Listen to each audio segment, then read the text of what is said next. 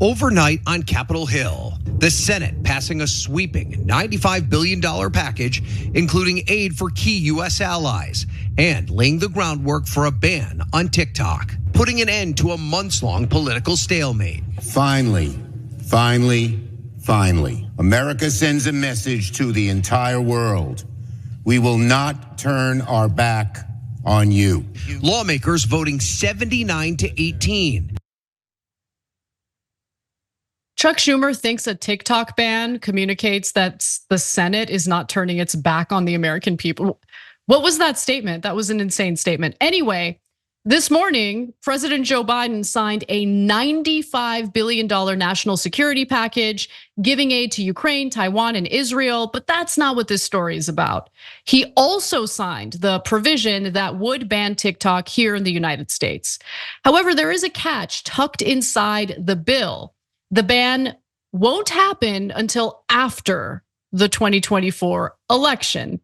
And there are some nice little benefits in that regard for Joe Biden. We'll get to that in just a moment. But first, some more details on how this legislation is structured. The new legislation provides 9 months for TikTok's Beijing-based parent company, ByteDance, to sell it or face a nationwide prohibition in the United States. The president can grant a one-time extension of 90 days, bringing the timeline to sell to 1 year if he certifies that there's a path to divestiture and significant progress toward executing it. So in the earlier House-passed version of the bill, the window to sell the app would have been about 6 months, triggering a ban before the November election, which might not have been so great for Biden considering how fired up young people are in regard to this ban. They don't want to ban TikTok, they love TikTok, and there could be some political repercussions. So this hidden rule change, the ban on TikTok will start in January of 2025 or April if the president does decide to use the extension. Plus, if TikTok threatens legal action, it could get caught up in the courts for much longer, which they have already done, by the way.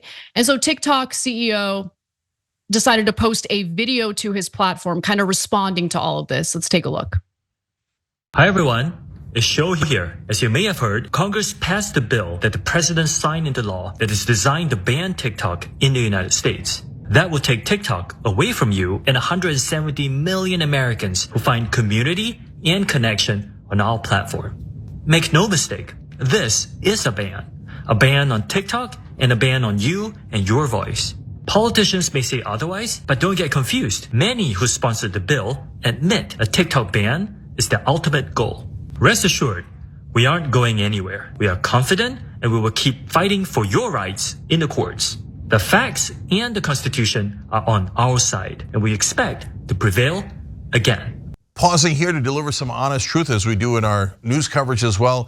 TYT is facing challenges, guys, as the entire industry is. You know who could make the difference? You. If you hit the join button below, it's gonna make all the difference and keep us in business. We appreciate you, thank you. So John, we have gotten into the details of the proxy war that's taking place in regard to TikTok. On one hand, you have Donald Trump doing a complete 180. He wanted to initially ban TikTok, and now he's calling for TikTok to be left alone. And that's after it was disclosed that one of his billionaire donors, Jeff Yass, has a major stake in TikTok and does not want it to be banned here in the United States. Then on the other side, you have Facebook, which has been heavily lobbying in favor of a ban toward TikTok. And so it's kind of hard to suss out what the reality is in regard to the national security risks that TikTok poses. And there's also some question about the constitutionality of this impending ban, which we'll get to in just a moment. But I am curious what you think about all of this. Yeah, I have no idea in terms of constitutionality. If the Supreme Court does decide to get involved, I have no even prediction for what they could do. I mean, it's hard to even read an individual politician because, as you've pointed out, they seem to flip-flop so much. I mean, and Trump is, I think, the most obvious and easy and most comical example of the flip-flop. But people also point out that, Joe Biden is totally in support of this. And meanwhile, Joe Biden's posting videos on TikTok for his campaign. So there's a lot of hypocrisy, I think, to go around. I do think, I'm glad that you're pointing out sort of the subtle change to the timetable in this final version, which I think is true. And I think that some of what you'll talk about the potential intent, I think makes sense. I also think that in practice, this is going to be such a slow process. I mean, not only do you have the extended timetable, but then you have the possibility that that could be extended by the president. You have the almost assured likelihood that some sort of legal challenge to this that could go through multiple rounds of appeals. That could be a year or two. It could be a really long time. And if you are a person that uses TikTok and you're worried that, well, yeah, but at the end of that, then maybe I lose access to the app. You wouldn't even necessarily lose access to the app if you already have it. You might well be able to use it for up to a year after that. Now, none of that means that this is philosophically or ideologically or constitutionally a good thing to do. But if you are worried about losing access to it, I would not worry for at least a little bit, but definitely stay tuned to the legal developments. You make a good point. I do think this is going to be challenged in the courts. I do think if a ban has already been decided, they didn't sell the app, and as a result, it will in fact be banned. That impending ban is going to take a long, long time. I totally agree with you on that. But also, there's another thing that hasn't been addressed at all, which is, there's a portion of this country that's absolutely convinced that young people are these idiots who have been indoctrinated to hate Israel based on TikTok. Like TikTok is gaming the algorithm in a way to pump out anti-Israel messaging, and that's why you have young people protesting on college campuses against Israel. First of all, I don't buy that at all. But the other thing is, I'm on Instagram. I mean, I'm on both platforms, although I don't post on TikTok at all. I'm just a lurker because some of those videos are creative and funny. But a lot of those videos get uploaded onto Instagram as well. And like, are they gonna go after Instagram? Is that what they're gonna do? Oh, Instagram, the same videos get uploaded onto Instagram. So is Instagram indoctrinating the youth to be critical of Israel? Like, I'm really curious to see what they say about that. Maybe the algorithm isn't benefiting them as much. I mean, certainly Zuckerberg has done a lot on his platforms to kill the free flow of information about news and politics. That's definitely true. They might well be more comfortable with vertical video remaining if the only place that you're likely to see it is on something that Mark Zuckerberg controls. It might be there, but you might well not see it because their algorithm is definitely, like, I have no idea if TikTok is encouraging people to see stuff about Gaza, but I know that Instagram is trying to stop you from seeing stuff about news, and not just on Instagram, but on Threads as well. And isn't it interesting that from totally different angles, social media has been chopping out huge chunks of how people try to get fast, easy access to information. You have billionaires buying up Twitter and absolutely ruining it. You have TikTok about to be taken down in part in service to the interests of billionaires. You have Mark Zuckerberg conveniently deciding that although he says he wants to take out Twitter, he's not going to make it a place for news and politics, which would be the main thing that would drive interest in it.